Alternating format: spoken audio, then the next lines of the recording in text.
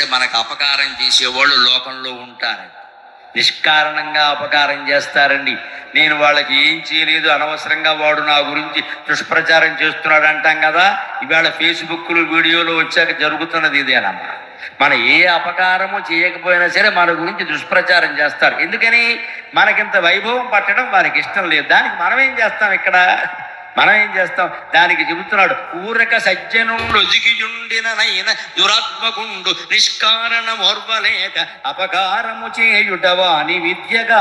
ఊరక సజ్జనుండు ఒదిగియుండిననైన దురాత్మకుండు నిష్కారణమోర్వలేక అపకారము చేయుటవాని విద్యగా.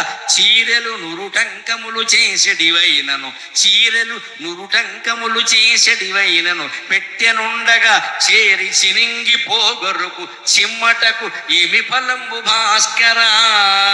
చేరి చినింగి పోగొరకు చిమ్మటకు ఏమి ఫలంబు భాస్కరా. నేత పని వారికి బాగా అర్థమయ్యే ఉదాహరణ. ఇంతకంటే గొప్ప ఉదాహరణ ఉండదండి. ఊరక సజ్జనుండు ఒదిగియుండిననైనా, మనం సజ్జనులం, మంచి ప్రవచనాలు వింటున్నాం, మంచి గ్రంథాలు చదువుతున్నాం, సంసారం చక్కగా చేసుకుంటున్నాం, ఒదిగి ఉన్నాం, వినయంగా ఉన్నాం, ఎవరి జోలికి మనం వెళ్ళలేదు, ఎవరిని మనం ఏమల్లా. కానీ కొంతమంది మనకు అపకారం చేస్తాం. జాగ్రత్తగా ఉండాల్సిందే. మనం ఎవరికి ఏం చేయలేదు కదా, వారెందుకు చేస్తారో అనుకోవద్దు, వారి బుద్ధి.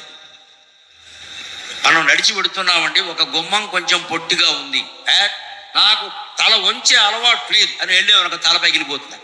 ఇక్కడ తల వంచాలి, తప్పదు. కాస్త చూసుకుని నడవాలి. ఇప్పుడు లక్ష్యాన్ని సాధించాలి అంటే లక్ష్యం మీద దృష్టి పెట్టకూడదమ్మా, చాలా పొరపాటు. విద్యార్థులు అక్కడే దెబ్బతింటారు. లక్ష్యం మీద దృష్టి పెడితే పడిపోతాడు ముందుకి. లక్ష్యాన్ని సాధించే మార్గం మీద దృష్టి పెట్టాలి, అప్పుడు లక్ష్యాన్ని సాధిస్తాడు ఖచ్చితంగా. లక్ష్యం మీద దృష్టి పెట్టి లక్ష్యం గురించే ఉంటుంది బుర్రలో, మార్గం పోయింది. ఇక్కడ మార్గం మీద దృష్టి పెట్టాలి. ఇక్కడి నుంచి అక్కడికి పరిగెత్తి ఆ బల్ల అందుకోవాలి అంటే మధ్యలో ఎవరున్నారో చూసుకోవాలి. పరిగెత్తే కనుక వాళ్ళందరి మీద పడిపోతాం. ఇక్కడ మధ్యలో చూసుకోవాలి, ముందు దారి క్లియర్ చేసుకోవాలి. ఇక్కడ బాబు నాకు దారి ఇవ్వండి అని అడగాలి, అప్పుడు పరిగెట్టాలి. కానీ జనం ఉండగానే, రాళ్ళు ఉండగానే, రప్పలు ఉండగానే నువ్వు పరిగెట్టే కనుక ముద్దు పగిలిపోతుంది. లక్ష్యం మాట ఎలా ఉన్నా ఆసుపత్రిలో పడతావు పోయి. ముందు దారి స్పష్టంగా ఉందా? ఆ మార్గం మీద మనం దృష్టి పెట్టాలి, అప్పుడు మనం గెలుస్తాం ఖచ్చితంగా. లక్ష్యం మీద దృష్టి ఎప్పుడు పెట్టాలి? దగ్గరికి వెళ్ళాక పెట్టాలి. ఇంకొంచెం దగ్గరికి వెళ్ళాక ఇంకాస్త వేగంగా పరిగెడితే లక్ష్యాన్ని తాకినట్టు. అక్కడ వేగంగా పరిగెట్టు. మొదటి నుంచి వేగంగా పరిగెట్టే మనకు ఆయాసం వచ్చి మధ్యలో పడిపోతాం. Slow and steady wins the race, ఇంగ్లీషులో చెప్పే మాట. నెమ్మదిగా చెయ్యి, సావధానంగా చెయ్యి, సావకాశంగా చెయ్యి, స్థిరంగా చెయ్యి, తప్పు లేకుండా పని చెయ్యి, నువ్వు ఖచ్చితంగా లక్ష్యాన్ని సాధించినట్టే లెక్క. దానికి ఉదాహరణ చెబుతున్నాడు ఇక్కడ. ఊరక సజ్జనుండు ఒదిగియుండిననైనా, మనం వినయ విధేయతలతో ఉన్నా సరే, మన ఇంట్లో మనం ఉన్నా సరే, ఎవరి జోలికి వెళ్ళకపోయినా సరే, మన గురించి కొందరు దుష్ప్రచారం చేస్తారు. నిష్కారణం ఓర్వలేక అపకారము చేయుట వాని విద్యగా. ఏ కారణమో లేకుండానే మనకు అపకారం చేస్తాడు, మన గురించి చెడ్డ మాటలు చెబుతాడు. ఇవాళ చెడ్డ మాటలు పల్లెటూళ్ళలో పూర్వం అరుగుల మీద కూర్చుని చెప్పుకునేవారు, మహా అయితే ఇళ్లలో చెప్పుకునేవాడు. ఇప్పుడు పెద్ద కారణం ఏమొచ్చిందంటే సోషల్ మీడియా వచ్చింది. వాడికి ఏ ఆలోచన వచ్చినా సరే దాన్ని పట్టుకెళ్ళి ఫేస్బుక్లో పెట్టేస్తాడు. ప్రతివాడు యూట్యూబ్ ఉన్నవాడే. యూట్యూబ్ అంటే గొట్టం కదా, అందుకే లోకంలో గొట్టంగాడు పెరిగిపోయారు. ఇక్కడ ప్రతివాడికి ఒక గొట్టం. అందుకే ఏం మాట్లాడాలన్నా భయం వేస్తుందండి మా పోటీగాళ్ళకు కూడా. ఎందుకని? ఇందులో ఏవో రకరకాల మాటలు ప్రవాహ వేగంలో వస్తాయి. అవి అందరూ సవ్యంగా అర్థం చేసుకోరు. ఆ మాట ఒక్కటి పీకుతాడు వాడు, ముందు తీసేస్తాడు, వెనక తీసేస్తాడు, మధ్యలోంచి లాగుతాడు. నేను ఎవరిని అనకపోయినా సరే ఎవరు బొమ్మ వేస్తాడు అక్కడ, ఆయనకి నాకు తగాద పెడతాడు. పైగా టీవీలో చర్చ పెడతాడు. వీడు సొమ్మేం పోయింది ఇక్కడ. మన్నాడు నా గౌరవం దక్కాలా వద్దా? వచ్చారు, విన్నారు, ఆనందించండి, ఆచరించండి, అందరి జీవితాలు బాగుంటాయి. లేకపోతే ఇలాగే జరుగుతుంది ఖచ్చితంగా. దానికి ఉదాహరణ చెబుతున్నాడు. నేను బాగానే ఉన్నాను కదా, నాకు ఇంత అపకారం జరిగిందంటే కుదరదండి. ధర్మరాజు బాగానే ఉన్నా దుర్యోధనుడు పిలిచి పేక ఆడించి అడవులకు పంపాడు. ఇక్కడ ఈయన ఏమైనా ఆడతానన్నాడా? పిలిచి ఆడించాడు. మరి ఇక్కడ పిలిచి ఆడించాడు. అలా ఉంటారు కొంతమంది. దానికి ఉదాహరణ ఏమిటి అంటే, చీరలను ఊరుటంకములు చేసిడివైనను పెట్టెనుండగా చేరి చినింగి పోగొరుకు చిమ్మటకేమి ఫలంబు భాస్కరా. కొన్ని టంకం అంటే పూర్వం 4 వరహాలు. వరహ అంటే 4 బంగారు నాణ్యాలు. 4 బంగారు నాణ్యాలు ఒక వరహ అయితే, 4 రూపాయలు ఒక వరహ అయితే, 100 టంకాలంటే 100 × 4 400 రూపాయలు ఖరీదు చేసే చీర 15వ శతాబ్దంలో మాట. ఇది చాలా ఎక్కువ. ఇప్పుడు 40,000 ఖరీదు చేసే చీరలు సైతం పట్టు చీరలు బీరువాలో ఉంటాయి, పెట్టెలో ఉంటాయి. ఇప్పుడంటే గాడ్రేజ్ బీరువాల్లో పెట్టుకుంటున్నారు. పూర్వం చెక్క పెట్టెల్లో పెట్టేవారు, భోషాణం పెట్టెల్లో పెట్టేవారు. ఆ చెక్కని కొట్టేసే పురుగులు కొన్ని ఉంటాయి, అవి చెక్క కోసం కొట్టవు, చీర కోసం కొడతాయి. విచిత్రంగా తమ దారిని తాము పట్టు చీరలన్నీ హాయిగా పట్టు చీరలు కట్టిన ముత్తైదువుల్లా పెట్టెలో ఉండి పక్క పక్కనే మాట్లాడుకుంటూ కూర్చుంటే హాయిగా ఈ పురుగుకి ఏమైనా రోగం అండి అంత దూరం వెళ్ళి దాన్ని కొట్టేయడం. కొంతమంది మనుషుల బుద్ధి కూడా ఇంతే అన్నాడు. ఇంత గొప్ప ఉదాహరణలు మరి ఎవరైనా చెప్పగలరా? మారద వెంకయ్య భాస్కర శతకంలో తప్ప. చీరలు పెట్టిలో పెట్టారు, చీరలు ఎవరికి అపకారం చేయలేదు, అక్కడ ఉన్నాయి, ఎవరిని పలకరించలేదు. ఏం చేయాలా? కట్టుకుంటే బాగుంటే లేకపోతే లేదు. అయినా సరే ఈ పురుగు వెళ్ళి గొడ్డల్ని కొట్టేసే పురుగు వెళ్ళి అంత పెద్ద పెట్టెను కూడా కొట్టేసి లోపలికి వెళ్ళి ఆ చీరలను కూడా కొట్టేసింది. అలాగే నువ్వు ఎవడి జోలికి రాకపోయినా నీ జోలికి వచ్చి నీ ఆస్తి పాడు చేసేవాడు, నీ బుద్ధి పాడు చేసేవాడు, నీ కుటుంబాన్ని విచ్ఛిన్నం చేసేవాడు ఉంటాడు. మిత్రమా, చాలా జాగ్రత్తగా ఉండాలి, చాలా జాగ్రత్తగా ఉండాలని చెప్పారు. స్థిరమగు ధర్మవర్తన అయినా అధైర్యం చెందవలసిన అవసరం లేదు. ఈ ఫేస్బుక్లో కానీ యూట్యూబుల్లో కానీ ఇతరత్ర కానీ మన బంధువులు కానీ మిత్రులు కానీ శత్రువులు కానీ ఎవరు ఏం పెట్టుకున్నా మనం చెదిరిపోని ధైర్యంతో ఉండాలి. లేకపోతే లోకంలో బతకలేం. వాళ్ళు ఇదన్నారు వీళ్ళు అదన్నారని సైబర్ నేరాల్లోనే వెళ్ళి చెప్పామనుకో, పోలీసులు కూడా చచ్చిపోతున్నారు. ఇవన్నీ చూడలేక ఎన్ని పట్టుకుంటామండి? ఇవన్నీ నేను ఆ సోషల్ మీడియాకి పెద్ద మంది ఏమిటంటే విరుగుడు, ఎక్కడిదక్కడ వదిలేయడమే. ఆ విషయాన్ని అక్కడ వదిలేయడం మరీ ప్రమాదకరమైతే తప్ప వదిలేయడం మంచిది. ఉపేక్ష అంటారు దాన్ని. ఉపేక్షిస్తే అదే పోతుంది. ఎవడు చూస్తాడో వీడు, ఎవడికి తెలుసు ఆ వీడియో పెట్టిన ఆవిడో పెట్టిన ఆయనో ఎంతమందికి తెలుసు? మనం కొన్ని కోట్ల మందికి తెలుసు. మనం మాట చెబితే 1,000,000 మంది వింటారు. ఇవాళ వీడు పెడితే 10 మంది కూడా వినరు. వాడు ఏం పెట్టుకుంటే మనకేమండి? వాడు మనకి సర్టిఫికెట్ ఇవ్వాలా అనడానికి కూడా భాస్కర శతకమే ఉదాహరణ.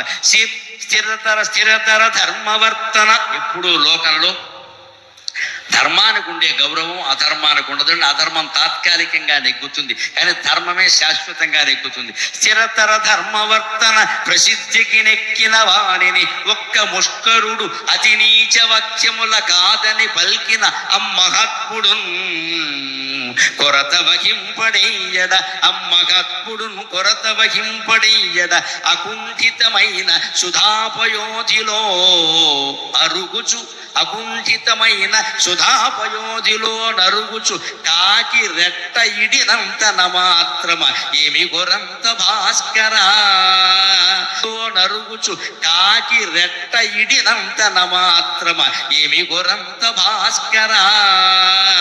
అకుంఠితమైన సుధాపయోధిలో నరుగుచు కాకి రెట్ట నిడినంతన మాత్రన ఏమి గొరంత భాస్కరా.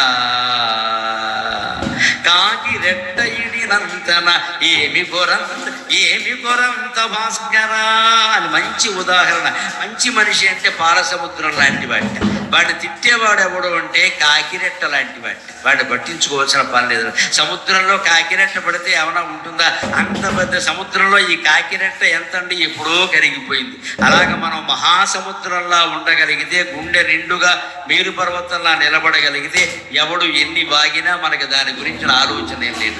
చిరతర ధర్మవర్తన ప్రసిద్ధికి నెక్కిన వారిని. మన ప్రవర్తన మంచిదా కాదా? మనం ధర్మంగా ఉంటున్నావా లేదా? మనం సత్యమే చెబుతున్నావా లేదా? అదే లెక్క. ఎవరేమంటారు అనే వ్యాఖ్యానాలకి ఎక్కువ అవకాశం ఇవ్వద్దు. అంటే దయచేసి అందరూ అలవాటు చేసుకోవలసింది, ఈ యూట్యూబ్లు చూసేటప్పుడు ఆ ప్రోగ్రామ్ చూడండి, కింద కామెంట్లన్నీ రకరకాలుగా పెడతాడు. అసలు చాలామంది చూడకుండా కామెంట్లు పెడతారు. ఇంకోటి కూడా కామెంట్లు పెట్టే వాళ్ళ లక్షణం ఏమిటో తెలుసా? మొదటి వాడు ఏం పెడితే అందరూ అదే పెడతారు. ఇదో తప్పండి, అది చూడరు ఎవడు పూర్తిగా. మొదటి వాడు ఇది ఏదో బాగులేదని అంటే బాగులేదని పెడతారు. వీడు కూడా అంత దరిద్రులు ఉన్నారు. ఈ కామెంట్లన్నీ మనం నమ్మాలా? అంటే వీడికి కామెంట్ పెట్టాలని ఉంది, లేకపోతే మన పేరు అందరికీ తెలియదు కదా, అందుకని పెట్టాలి. అందుకే వీడియో చూసే ఓపిక లేదు, పెట్టేస్తాడు. వెనక కొన్ని పెళ్ళిళ్ళలో భక్తులు ఉండేవాడిని, భోజనాలు పెడతారు కదా, సంతర్పణ భక్తులు. ఆ కొన్ని వర్గాల్లో నిబంధన, ఒక సంప్రదాయం ఉండేది. మొదటివాడు వేయమంటే అందరికీ వేస్తారు, మొదటివాడు వద్దంటే మొత్తం సొడ్డే. అలా ఉండేవి. ఇక పేరు చెప్తే బాగుండదు కానీ కొన్ని పంతులు ఉండేవాళ్ళ, సంతర్పణ బంతి అంటారు. మొదటివాడు బూరుకు పట్టుకొచ్చారు అనుకో, బూరు కావాలా. వీడు కనుక వేయమంటే అందరికి వేసుకుంటూ వెళ్ళిపోతారు. వీడు కనుక వద్దంటే అందరికీ సొడ్డే అయిపోయింది. అందుకే వాళ్ళు తెలివిగా ఏం చేసేవారంటే మొదట కాస్త ఘాటుగా తిండి పుష్టున్న వాడిని కూర్చోబెట్టాం. మరి వాడు వద్దంటే అందరికి వెయ్యి, వాడు కావాలంటే వాడికి వేస్తారు, అందరికి వేసుకుంటూ వెళ్ళి ఎవరు వద్దన్నారో అక్కడ మానేస్తారు. ఎవడన్నా మధ్యలో వద్దంటే వాడి దగ్గర మానేసి వెనక్కి వెళ్ళిపోతారు. అంటే ఈ వడ్డించేవాడికి కావాలనేవాడికి అంటే వడ్డించే వద్దనేవాడే ఇష్టం అన్నమాట, వాడి బుద్ధి.